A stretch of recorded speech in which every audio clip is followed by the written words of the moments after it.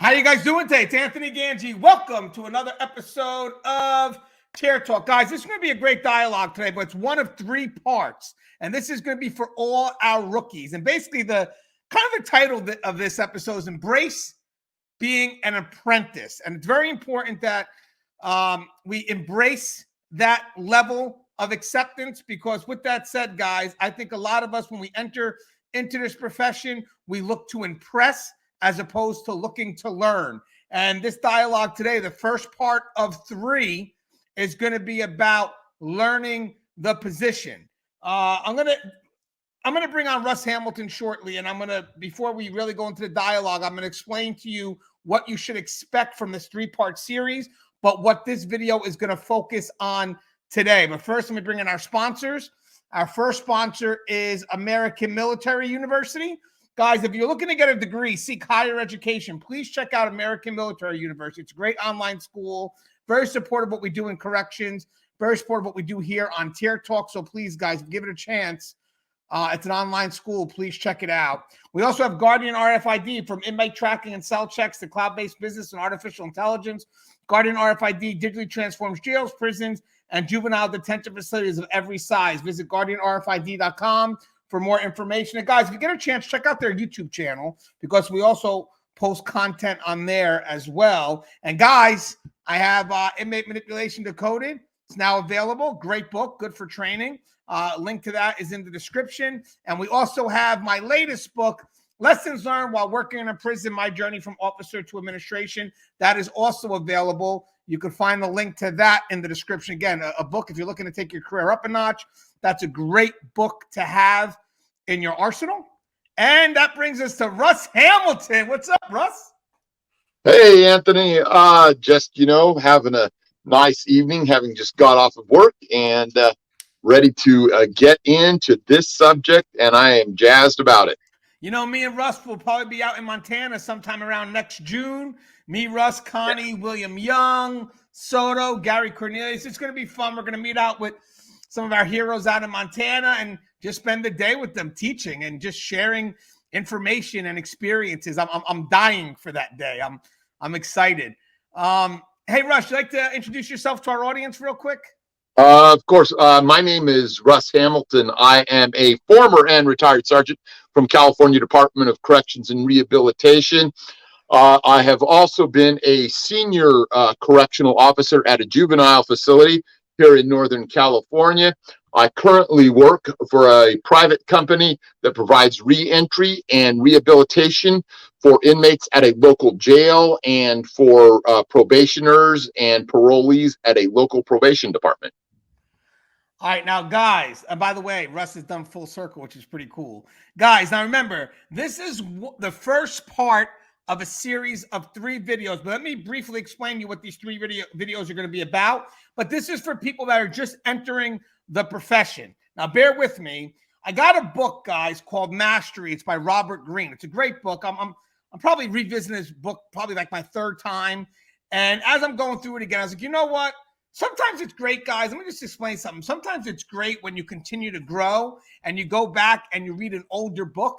And it's like, whoa, I didn't pick up on that the first time because maybe I wasn't ready to handle that information the first time, or I didn't know how to apply it the first time. So sometimes it is good to, grow a little and then go back and read some of the older stuff because you may have more of a different mindset when you take in some of the material. And as I'm reading back through Mastery and it gets to the apprentice stage, I was like, wait a second, man, this could actually apply to our rookies, anybody that's entering the profession. Now, again, it's going to be broken down to three videos. Let me just explain a little bit. So this comes from the book real quick. It says, the apprenticeship phase, the 3 steps or modes. So we're going to focus on the first step today, but real quick, it goes, with the principle outlined above guiding you in your choices, you must think of 3 essential steps in your apprenticeship, each one overlapping the other.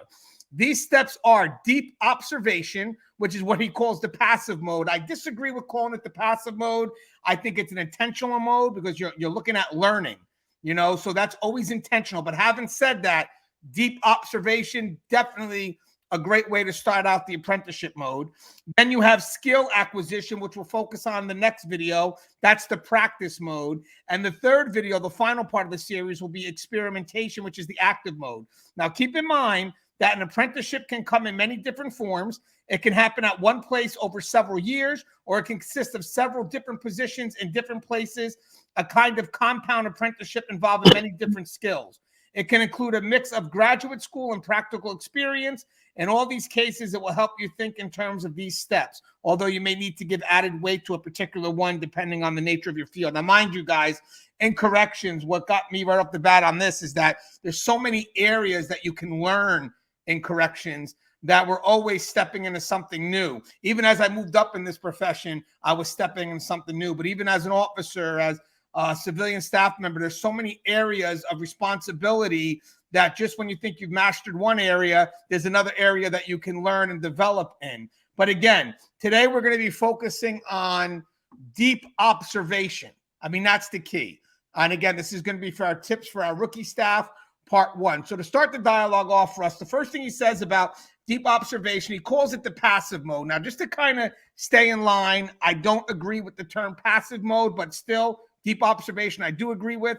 But with that said, deep observation or just learning is intentional. And I always tell people in this career, you have to be intentional when it comes to navigating your way through this career, especially when it comes to learning. But this is how he starts off real quick. He goes, when you enter a career or a new environment, you move into a world with its own rules, procedures, and social dynamic. For decades or even centuries, people have compiled knowledge of how to get things done in a particular field, each generation improving on the past.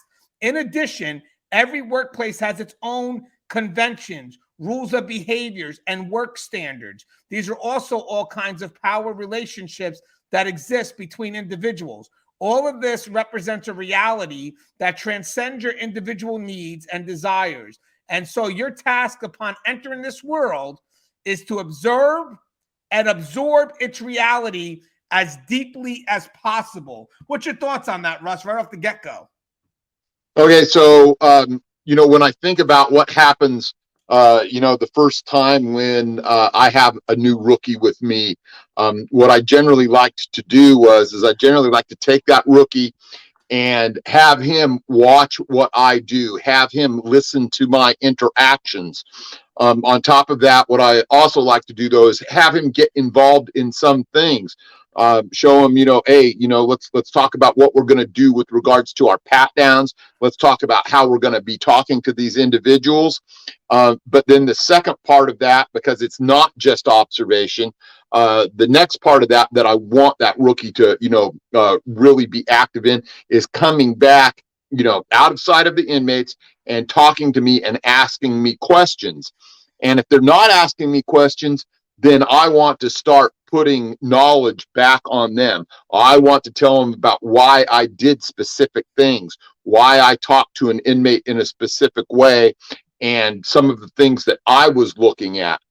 In addition, I want to know some of the things that they observed. I want to see if there's anything that I missed, or if there's something I can impart to them so they understand the nature of the environment they're in. Because a lot of times they come into, these housing units and stuff, and, they've never even seen a tattoo gun. They've never seen tattoo ink being made.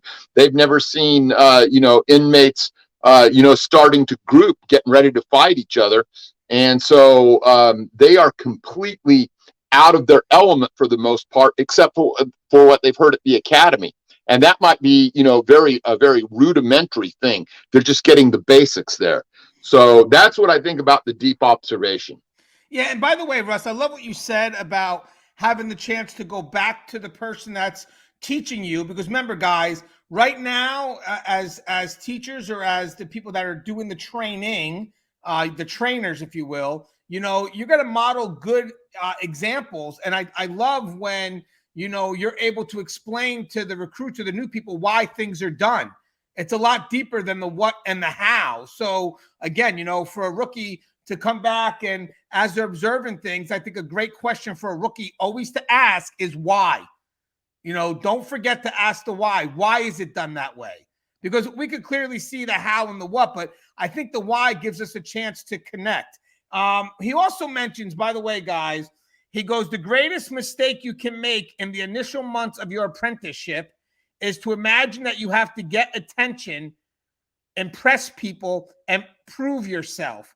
You'll also want to drop any preconception you might have about this world you are entering. If you impress people in these first months, it should be because of the seriousness of your desire to learn and not because you're trying to rise to the top before you are ready.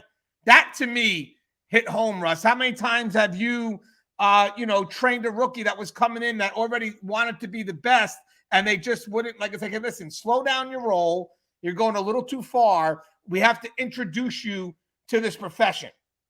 Would you agree with that, Russ? Absolutely. Yeah, that's that's one of those things that we see in a lot of rookies. And so in order to, impress, what they've come up with essentially is this idea about where, they already know it all. I've done that. I already know. And you can't actually impart any knowledge to someone who already knows everything. And there's no way in their short lifespan, let alone their short career span, that they have any idea about what's taking place there. The world inside a correctional facility is separate and apart from the outside world, and the nuances and the things that you encounter there are novel and unique and have to be explained and disseminated to that individual that you're trying to train. And so when they want to impress, they want to make it look like I already know that. And it's clear that they don't. Yeah, I love how you said that, because I think that's true. I think that if you're going in, I think that's why he says it here. If you're looking to impress, then you may not be looking to learn.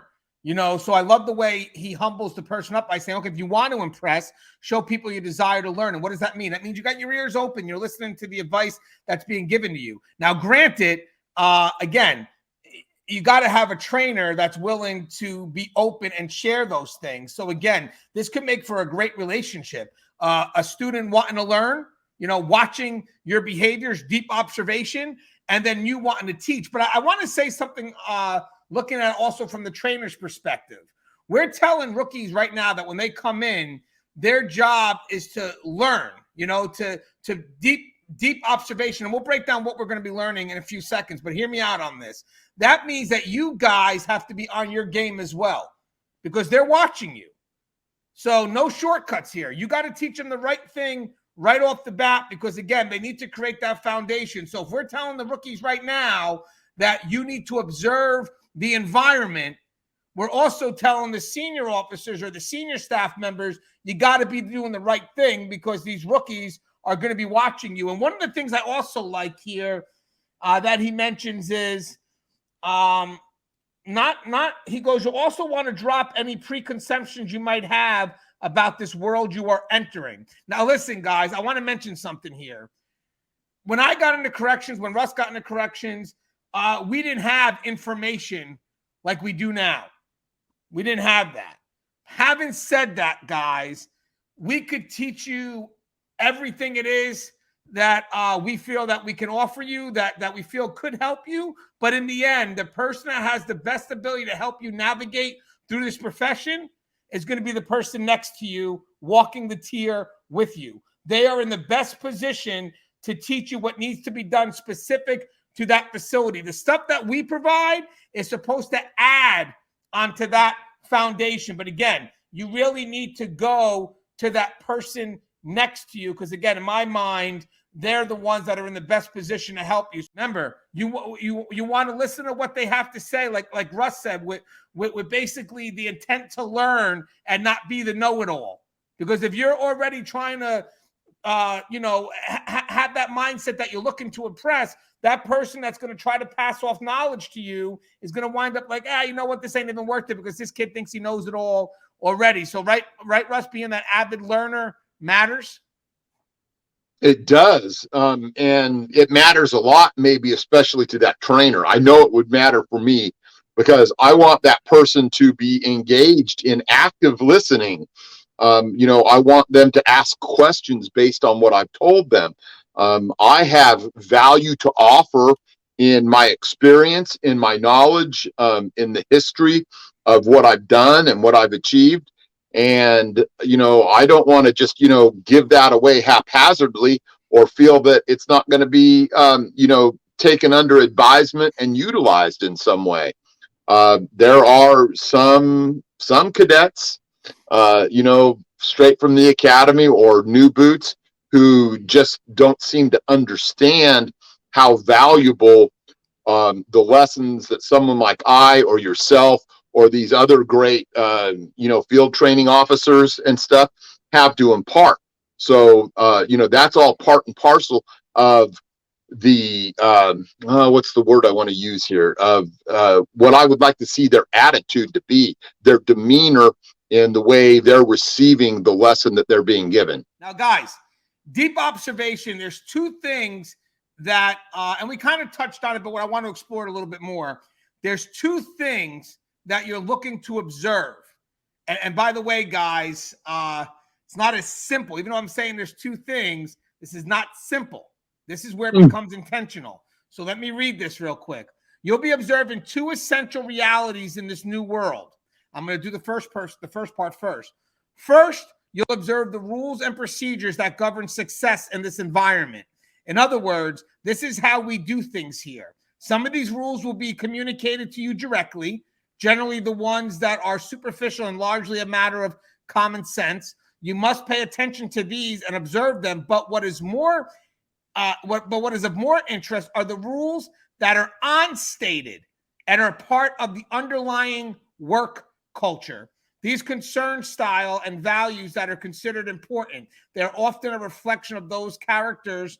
They're often a reflection of the character of the man or woman on top. So first thing we're looking at, and I agree with this, guys, because even in the academy, when you're going through the academy and you're learning the trade to be in corrections, they're teaching you the rules. They're giving you the foundation. And then when you get into the facility, you got to see how these rules, these policies and procedures apply to an active facility. So I do agree, and this was always taught to me by my trainers, is get to know the policies and procedures so you have a foundation of what it is that you need to learn, and then anything you need to ask questions of. But what was never really mentioned to me, but I think it comes into definitely some of the recruits now, I think as we've evolved, is the unwritten rules.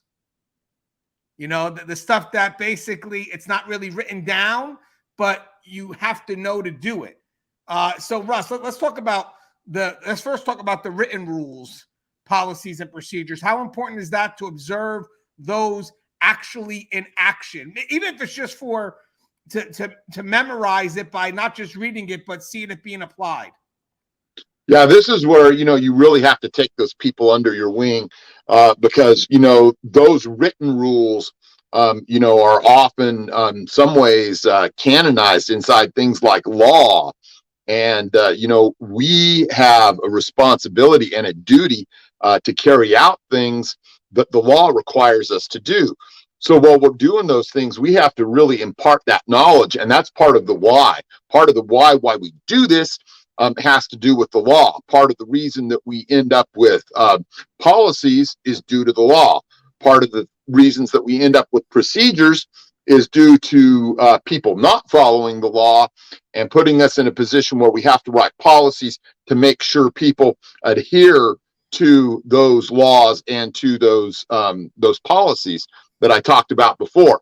Now, that might sound like a mouthful, but if we don't understand law, case law, policy, and procedure, we have no way to impart knowledge about those things. And the rookie is just left to think about, well, there's no really reason why we do this. I can go ahead and blaze my own trail, which is really a dangerous thing to try and do, because then he doesn't have any of the advantages of the mistakes that we made before that got us to that point.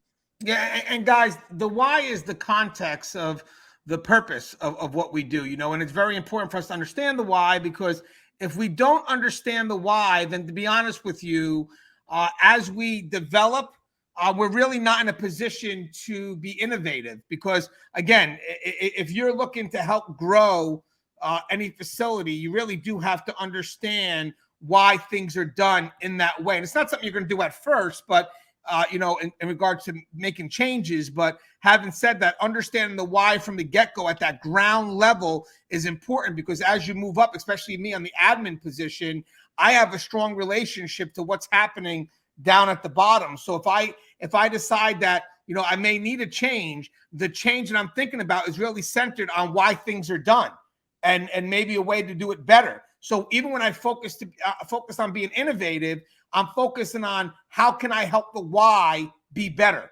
If because again, if you don't have that understanding of the why, the problem is if you go to make changes, it could affect people in a negative way because you don't know why things are being done in that manner. So I love what Russ said, understanding the why behind the rules, the policies and procedures. That's part of the deep observation, because again, remember this, guys, when you're coming into a facility, and Robert Greene does say this in the book, is you're walking into a world that already existed, that has decades of contributions of top players to make things better and better. So if you're coming in thinking that you can make a change from day one, knowing that, I could go ahead and make a change, but the problem is that, you have people that have been in this profession for decades upon decades, and they have a little bit of influence on the changes that have occurred. And even if you could make a change, maybe there is something that we're not seeing, it's going to be very hard for you to put that in on day one, because people are going to think that you don't understand where it is that you're actually working. So with that said, that why is extremely important, because it kind of connects you to the work on a very intimate level, but it also connects you, more importantly, to the people that do the work. So I truly do love that. Now, Russ, this is another important part. So part of the rules, the policies, and the procedures, there are unwritten rules. Maybe the dynamics of how we interact with each other could be an unwritten rule. What's socially acceptable on the outside may be a little bit different on the inside. And I think this is one of the most important things that you need to look at when you are entering any profession, but especially in corrections, is, what's not written in policy and procedure that seems to be carried out here. But Russ, what's your thoughts on some of those unwritten rules? I mean, besides dynamics, can you think of anything else?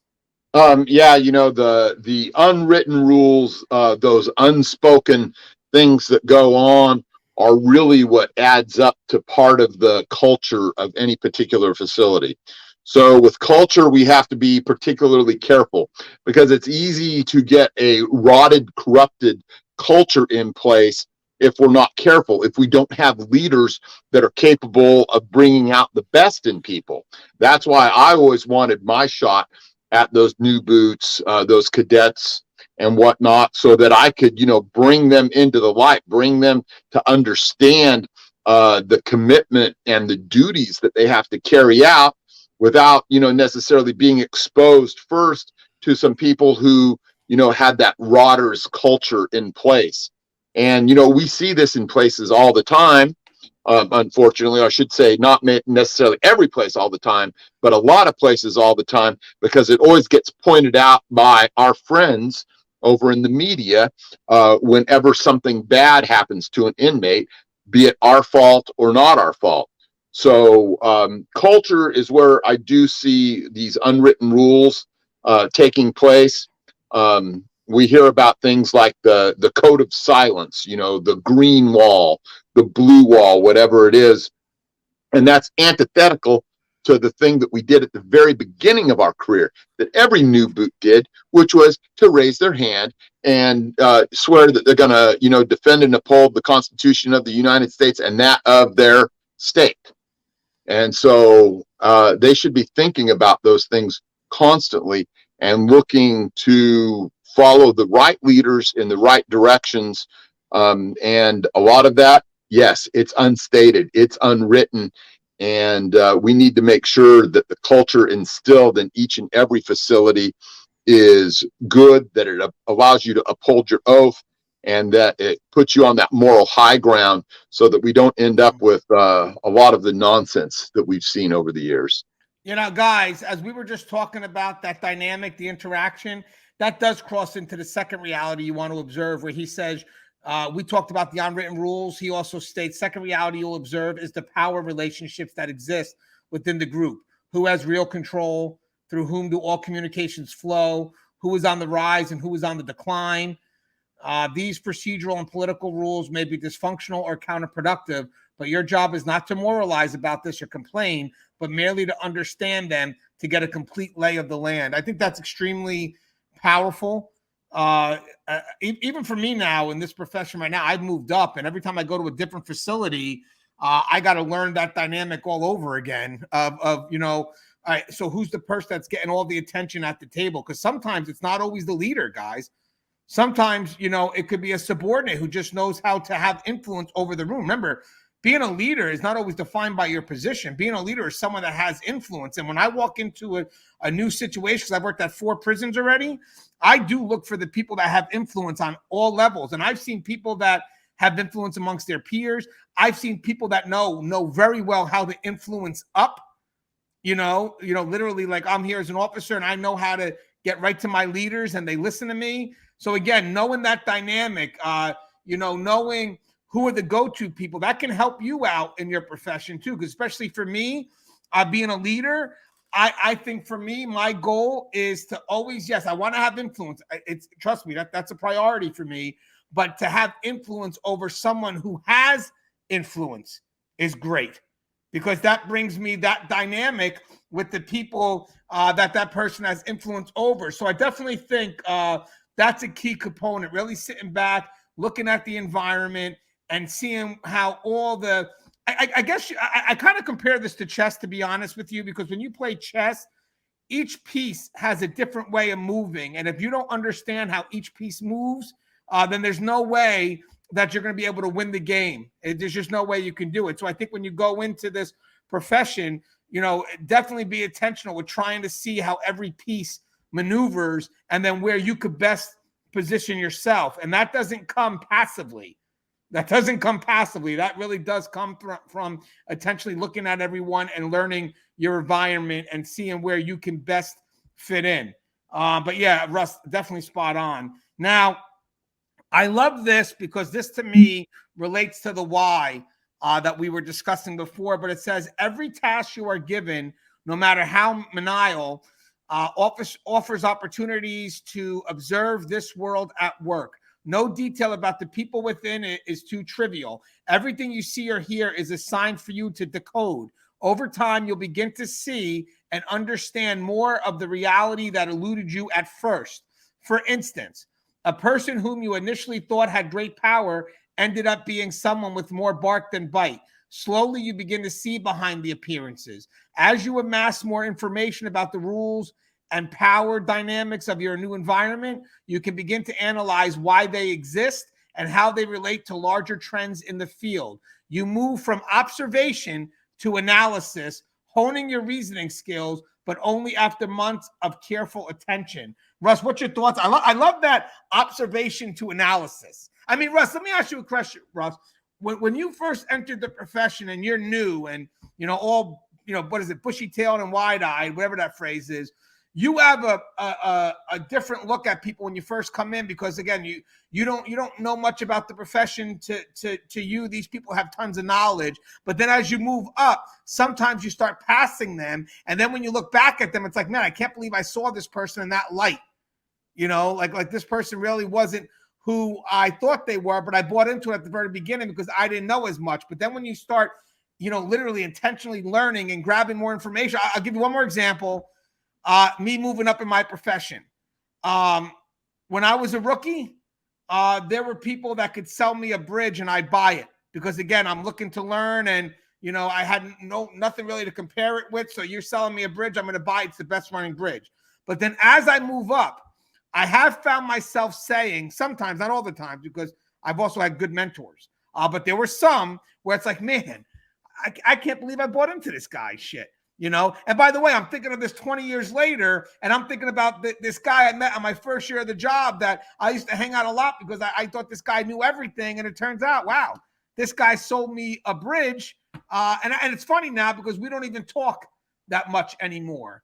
But again, when you're first new to this profession, don't take everything in without evaluating it. So again, learn, but as you grow, just be careful of the people that you connect with, because some people may not tell you that they don't know what they don't know. And the problem is you start taking it in blindly, and that could set you off onto a course. So part of what me and Russ is also saying is, when you're a deep observer, Russ said at the very beginning, have feedback.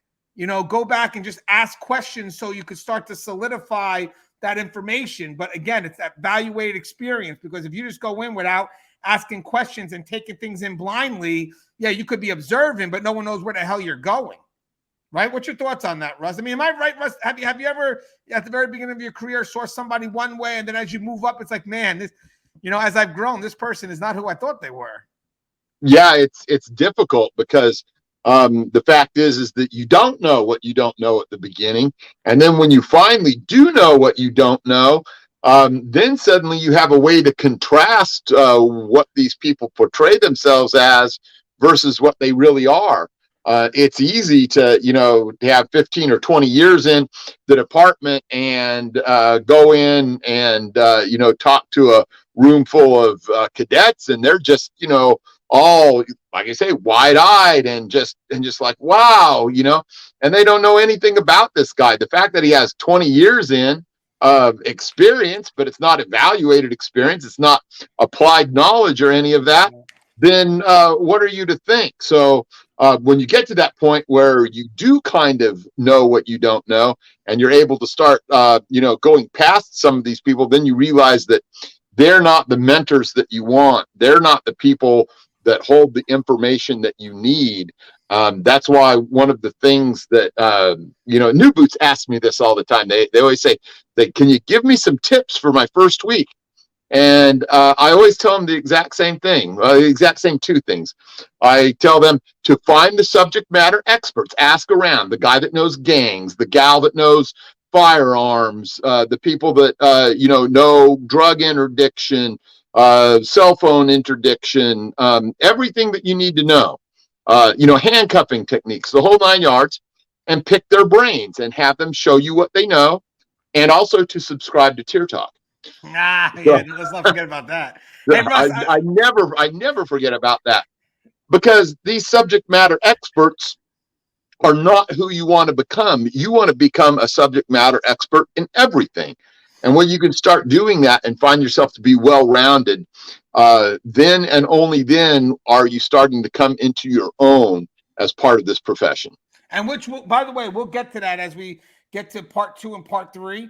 But I want to mention something. I want to overlook something here. Russ said evaluated experience and applied knowledge. And I look at applied knowledge as equivalent to wisdom.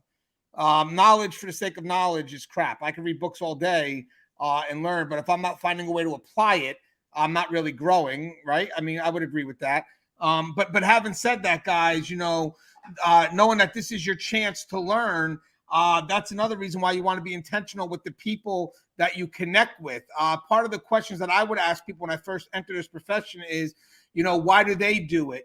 I'm looking for ways to connect with them so I could find some legitimacy behind why they do. So I know I'm connecting myself with the right people, because it is hard. You're new to the environment. You could be gullible, but having said that, if you go in with a mindset of how you see this profession, then I think that's a good foundation to know who you want to connect to and who you don't want to connect to. Like, if I see this profession as something serious, I don't want to connect to people that don't have respect for it or see it as a joke or whatever it is. So, I mean, I could start connecting myself to the right people, and that may give me a little bit of an edge when it comes to the information that's coming my way that may have to be filtered, because in the end, it is hard, because again, this, you don't really know much about this profession. So how do you know what's true or not? So again, try to connect yourself with people that you can trust. But I will tell you one thing, guys, one thing that we do know going into this profession is what's professional and respectful. I'm sorry, you got to know that going in. And if you sense that the person doesn't have that, I would be very wary of the advice that they go to give you. So again, deep observation. You're also learning what's correct and what's wrong, by the way. But you have to be able to somehow start realizing what that difference is. And part of it does happen with your growth. I mean, it's crazy after you grow, when you look backwards, what you can see differently. But having said that, hopefully you're not too far down the wrong path before you start to realize that. Because if you're, I've seen people, guys, that I'll give you guys an example. I think this is a good example, and maybe people can relate to this. I don't know. I've seen rookies come in and they get lucky and they get right on first shift, and they try to do what the senior cops do right off the bat. You know, first shift would be the earlier shift where most of your senior cops or your senior staff members are, and they start to walk around like they got 20 years in the business. You know, and then they wind up getting hemmed up, and they're like, yo, but I was just doing it this way. Yeah, but you didn't have, you were not at the level of game that they're at. I'm not saying it's the right thing that they were doing, but you definitely weren't doing the right thing at your time in your career. And I think sometimes people get lost. They start hanging out with people and they think that they have that amount of time in. And next thing you know, they're trying to run a unit like an officer does that has 20 years in. And it's like, ooh, you know, all because you hang out with that officer doesn't mean you are that officer. All because you hang out with that senior staff member doesn't mean you are that senior staff member. So you really need to learn from the ground up, and don't take shortcuts in this profession. Don't think that, well, I'll just hang out with people that have 20 years and I'll be seen as someone that has 20 years experience. No, you're still doing things from the ground up. There's no shortcuts when navigating this profession, because shortcuts and convenience is what gets you hurt or what gets you removed from this profession. He also adds this. So remember, the principle here is to be an apprentice, right? And I love that. That's the first step in this apprentice role, right? Is to embrace the role of deep observation. That's the first step of this apprentice role. But he also mentions, understand there are several critical reasons why you must follow this deep observation step. First, knowing your environment inside and out will help you in navigating it and avoiding costly mistakes. Second, the ability to observe any unfamiliar environment will become a critical lifelong skill. You will develop the habit of stilling your ego and looking outwards instead of inward. You will see in any encounter what most people miss because they're thinking of themselves. You will cultivate a keen eye for human psychology and strengthen your ability to focus. Finally, you'll become accustomed to observing first, basing your ideas and theories on what you have seen with your eyes, and then analyzing what you find. This will be very important skill for the next creative phase in life, and we'll talk about in the next show, which is the skills acquisition. But I want to mention what he's saying here real quick. When you go into this profession, a lot of us may tend to look inwards and see biases. This is basically telling you to really observe everything objectively. So you're not seeing things how you want them to be, but you're seeing things how they are. And I think that's a great skill to have, because when you are literally just observing and watching things, but doing it objectively, just kind of letting it come in, again, being intentional what it is that you want to find, but allowing it. Maybe that's what he means by passively. I apologize, because now I understand what he may mean by passively. So there's a little bit of what would it be? I don't want to say dogma. A little bit of So hear me out. What is it? I was going to say dichotomy. Yeah, a dichotomy. That's what I'm looking at. So guys, listen to this.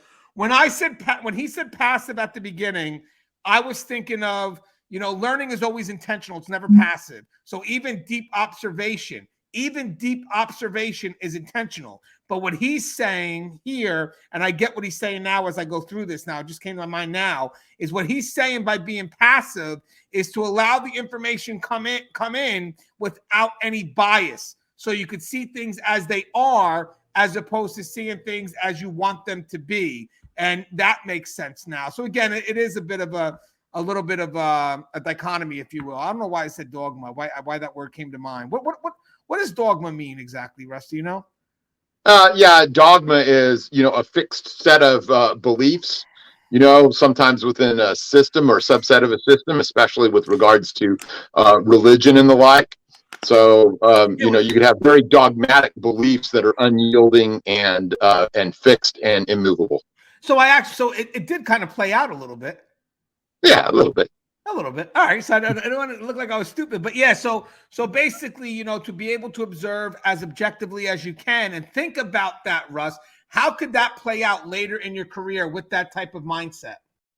Yeah, as you progress through this career, you want to be able to have such a mindset so that you can go in there and you can, I think the word he used was analyze just what's going on. You have to be able to, see people's motivations, see the things that, cause them to act in the way that they do, be that an inmate or be that your boss. And keeping those things in mind can help keep you safe. It can help keep you safe in a dangerous situation. It can help keep you safe from getting entangled in disciplinary measures that you don't want to be a part of. It makes you a better person overall. It makes you better at dealing with the things in the job that are perhaps most stressful. So, there's a lot to it. I think that most people go in with a lot of biases and preconceptions, and I think it takes them a long time to get beyond those for the most part. And I think that a lot of them aren't really that good. I don't think that I was that good at that age. I wasn't ready to take that on. But just like what Anthony said a little while ago about, being, young and trying to act like those older officers are acting, it doesn't play well. So it takes you a while to get to that level of expertise. Yeah, and guys, to be honest with you, for me, I wish I had this advice going in. I wasn't lucky to have this advice going in. We kind of winged it. And as I go back and I evaluate my career, as like Russ said, so I evaluate my experiences, I look at things with a higher level perspective. And I ask myself, what could I have done differently? That's sort of what I've always asked myself. And then going back, it's like, you know what? If I was a rookie, maybe I could have done this, this, and this a little bit better because I didn't have the perfect career either. But I've learned through insight, through the mistakes, that I've made. And then when we think of that, it's like, okay, well, now let me see if I can get that information out to new people right now so it doesn't get lost in the sauce and people there don't make the same mistakes that I've made. So again, I think the big part of this discussion before we get to a close is that for the first part, being open to learning. I think that's the foundation here, right? When you come into this profession, are you opening to keeping your mouth shut, seeing what's around you, and then asking the questions that matter? Listen, when you ask a question, guys, it's not a question that's meant to highlight how smart you are. It's a question that's legit. The why. I mean, be that annoying child that says, well, why is it done that way? Why is it done that way? Because I'm telling you something, guys, asking why is so important because it gives you the history, connects you to the person that's teaching it. And that's the why that will help you as you progress into the later steps. When you start to learn a little bit more, you start to understand the skill behind everything. And then when you go to maybe shift and become a little bit more innovative, you know exactly what it is that you're affecting and hopefully more importantly, the people that you will be affecting. And then the other part of this is, right at the very beginning, connecting yourself to the right people because you are entering this profession new.